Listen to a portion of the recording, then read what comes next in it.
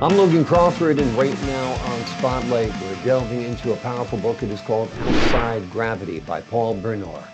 This poignant collection of poems captures the profound journey of loss, grief, and self-discovery following the death of his young son. Join us as we explore the healing power of poetry and the deep reflections that emerge from life's most challenging moments. We're delighted to have this very talented author join us here today on Spotlight. We thank the team at Atticus Publishing for helping us put him in the spotlight today. And we ask viewers like you to support authors like him by subscribing to our channel and by purchasing his wonderful book. The links are below this interview. Paul, thanks so much for joining me here today on Spotlight. Thank you for your invitation. It's my pleasure. This is a powerful book. I know it was born out of heartache. Let's start out with the title.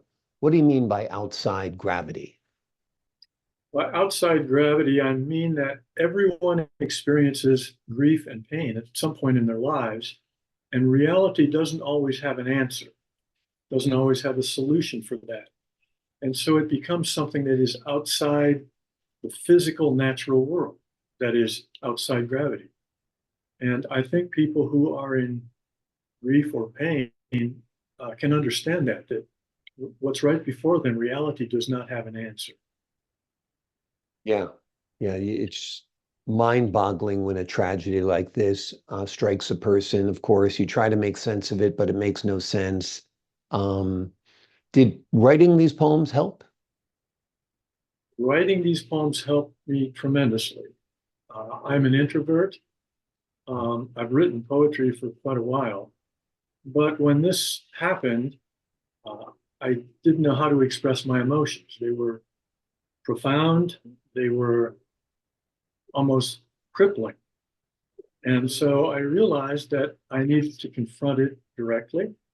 And my way of doing that was with words. So the words would try to explain an emotion or a thought, and then it allows you to dig more deeply into the thought if you start to process it on a page with words. So you get into it, you revise it, you find, oh, that's what I mean. That's what I'm trying to express. Yeah. And then you go back a week later and look at it and you say, that's pretty much what I am feeling, but not quite. And you revise it further. And it allows you to vent those emotions. It allows you some balance in life, because at first it's all about the little teddy bear of your emotions, you. And this allows a different dimension of yourself. I look at it as stepping outside yourself, or being like a drone looking down on yourself and saying, why is he doing that? Why is he saying that? Where does this come from? And that's sort of the rational, objective side of ourselves, kind of an inner dialogue. Many people talk to themselves. I do. And you don't have to do so out loud. Yeah. So this is the rational side questioning the emotional side, the drone questioning the teddy bear, but vice versa as well. And so you, I think, achieve a balance back and forth between reality and your emotions. Yeah. The conversations that we have with ourselves, I think, are probably the most important conversations we have all day, because they're going to actually impact our lives the greatest, depending on how we're going to approach that day. Tell us what themes are most prominent in your book. I think the themes that are prominent are the human condition always has pain and grief. And everybody has their own way of dealing with it. And not everybody's way is with words, but with me, that turned out to be my kind of therapy. So what that means is I could explore these emotions and thoughts. I could get them into words. I could play with the words. I could go back and craft them into a line or a sentence and get closer to what I actually felt or thought. And that allows me a little bit of distance on the one hand, and more honesty, I think, self-honesty on the other hand. And I discovered that uncomfortable words like death, my child, coffin. People don't want to say those words, and Mm. you don't want to say those words either. But if you can use the words that are really there and play with them and massage them, you get used to it over time. So it's not so painful, it's not so fearful anymore. You can have a dialogue with it almost. And that's, to me, pretty incredible. That is what I think of as being resilient and finally acceptance. At some point, you have to accept what's happened. And also, it's good if you can be honest with your own emotions and thoughts. So I guess that's what I would say the theme is. The other thing I might mention is that after this book was published, I was invited by several organizations to speak, mostly at memorial gatherings, mostly to people who were also struggling with the memories of a lost one, or still maybe the sharp pain of something that's happened. And so I discovered, and I didn't know this at first, that this can be helpful to other people.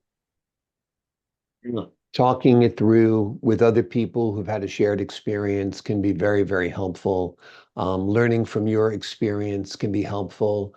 I think people just need comforting at that point. They need words of connection, and I think that's what your book provides as well. Is there a poem in the book that is particularly significant to you?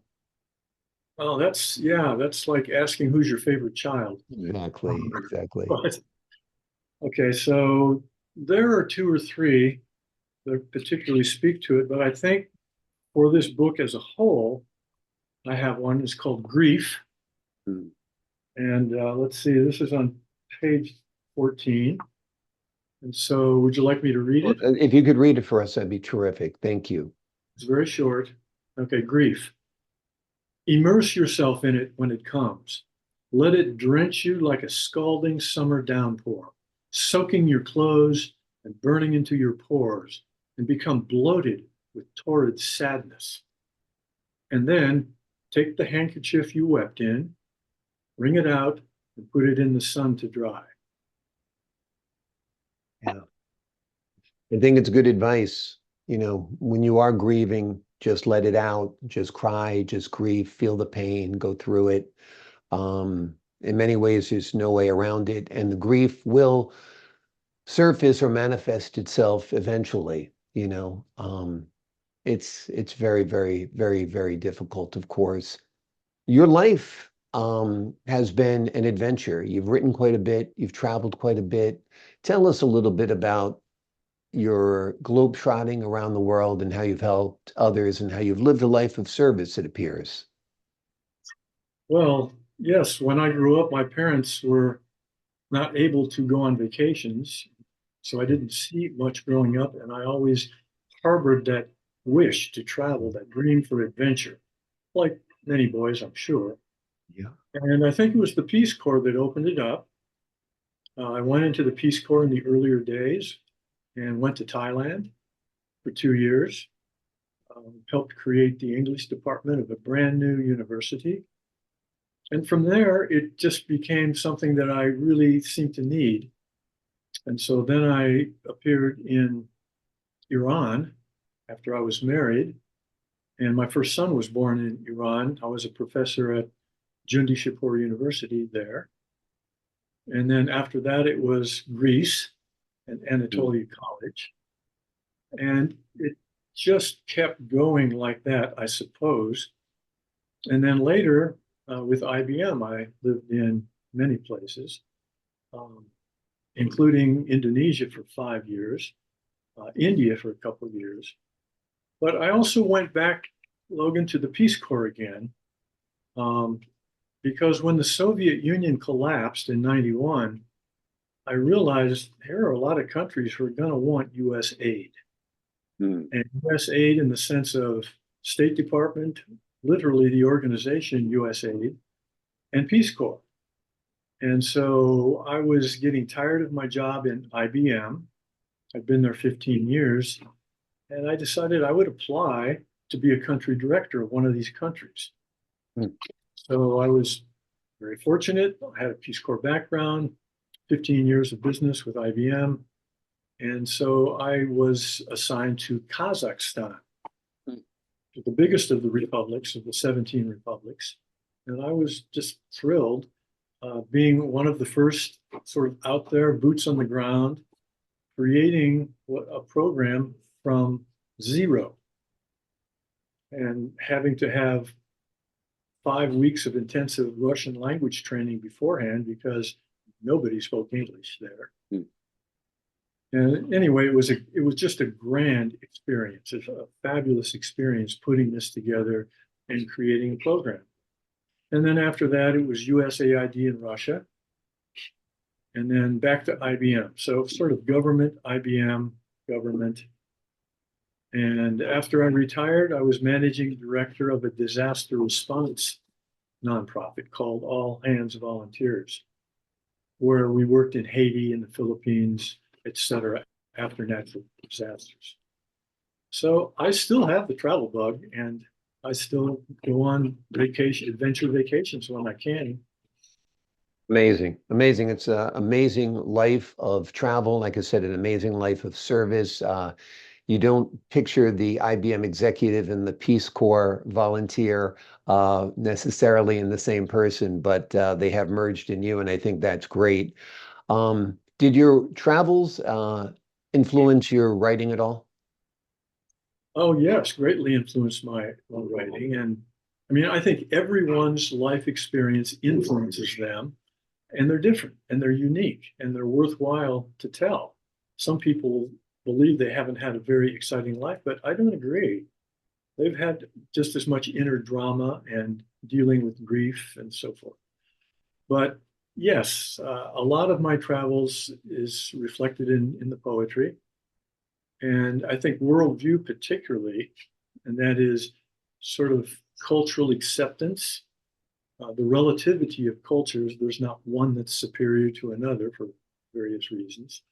Languages, which I like and gravitate towards, and I can still make an order in a Thai restaurant in Thai. And so some of that it comes with you with age. But yes, my travels have influenced my writing. So it becomes part of your writing, becomes part of your psyche, becomes part of your outlook and part of your perspective, no doubt, as well. This is a powerful book. It is called Outside Gravity. It is a poignant collection of poems that captures the profound journey of loss, grief, and self-discovery. It was written following the death of the author's young son, and it is a story that will introduce you to the healing power of poetry and the deep reflections that emerge from life's most challenging moments. It is a powerful book. It'll help you through your challenging times. It'll give you something to reflect upon. And during a time of grief, a time of loss, it could be a daily devotional as well. Paul, thank you so much for joining us here today on Spotlight. You're welcome. Thank you for having me. I appreciate your time. To the folks at home, I'm Logan Crawford, thanking you for your time this time until next time on Spotlight.